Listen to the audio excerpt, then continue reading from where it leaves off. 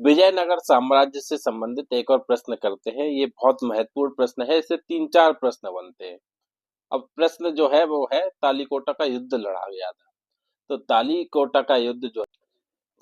का युद्ध 1565 ही में लड़ा गया था। तालीकोटा का युद्ध 1565 ही में लड़ा गया था।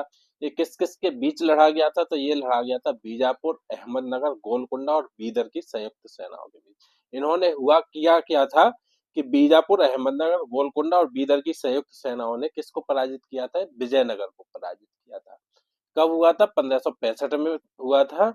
बीजापुर, अहमदनगर, गोलकुंडा और बीदर की सेनाओं ने मिलकर क्या किया? विजयनगर को पराजित कर दिया। इसमें जो है केवल बरार शामिल नहीं था। कौन शामिल नहीं था? बरार जो है सिर्फ इसमें शामिल नहीं था। ये प्रश्न भी आता है कौन सा जो है राज्य इसमें शामिल नहीं था। तो इसमें बरार शामिल नहीं था। हुआ कब था? ये 1565 में हुआ था।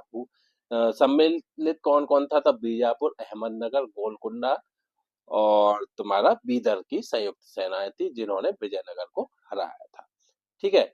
अब इसमें ये है राक्षसी एवं तंगड़ी नामक दो गांवों के बीच स्थित था। ये जो है युद्ध का जो स्थान था तालीकोटा। कौन सा था स्थान? तालीकोटा, जिसके नाम से ये युद्ध जाना जाता है। 1565 में हुआ। ये एक दो क्षेत्र थे, राक्षसी और तंगड़ी नामक दो ग्राम थे, उनके बीच में ये जगह पड़ती थी। इसीलिए इसको हम लोग राक्षसी और तंगड़ी का युद्ध भी बोल देते हैं। राक्षसी और तंगड़ी का युद्ध भी बोल देते हैं, तो इससे हमें कंफ्यूज नहीं होना है। नेक्स्ट प्रश्न है, तालीकोटा का युद्ध हुआ। तो तालीकोटा का युद्ध कब हुआ था? ये मैंने अभी बताया, 1565 ईस्वी में हुआ था। नेक्स्ट प्रश्न है, निम्नलिखित में से किस स्थान के खंडर विजयनगर की प्राचीन राजधानी का प्रतिनिधित्व करते हैं? तो विजयनगर की प्राचीन राजधानी का जो प्रतिनिधित्व करते हैं वो हम्पी। कौन करते हैं? हम्पी के खंडर। ये हम्पी के खंडर जो है वर्तमान में कहाँ है? उत्तरी कर्नाटक में अवस्थित है। ठीक है, उत्तरी कर्नाटक में अवस्थित है ये अभी वर्तमान में। हम्पी के खंडर जो कि विजयनगर साम्राज्य की प्राचीन राजधानी का प्रतिनिधित्व करते हैं। ठीक है। विजयनगर काल में बना विरूपाक्ष मंदिर भी यहीं पर स्थित है। विरूपाक्ष मंदिर जो विजयनगर काल में बना था ये यहीं पर स्थित है। ठीक है।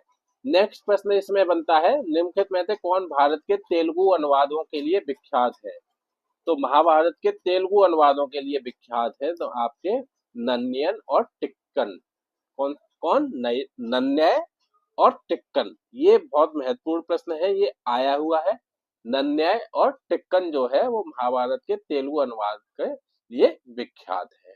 ठीक है। इस तरीके से विजयनगर के प्रश्न खत्म हुए।